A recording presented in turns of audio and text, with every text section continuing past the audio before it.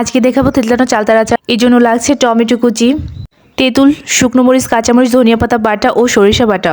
আমি আগেই চালতাগুলোকে ছোট ছোট টুকরো করে কেটে পাটায় থেতলে ঝুড়ো করে নিয়েছি।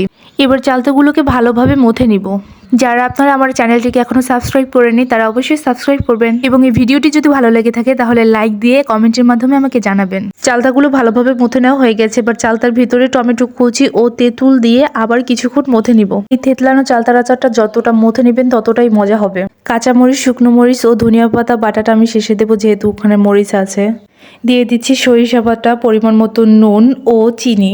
এবার আবার কিছুক্ষণ মথে নেব। পরবর্তীতে দিয়ে দেব ধনিয়া পাতা, কাঁচামরিচ ও শুকনো মরিচ বাটা। আজকের এই চালতা থেতলানো আচার বানানোর রেসিপিটি আমি আমার চাচি আমার আবদারি করেছি। আপনারা চাইলে আপনাদের প্রিয়জনের আবদারে এরকম রেসিপি তৈরি করে খাওয়াতে পারেন। এবার সবগুলো উপকরণ ভালোভাবে মথে নিলেই হয়ে যাবে আজকের থেতলানো চালতার আচার। আজকের জন্য এই পর্যন্তই। আল্লাহ হাফেজ।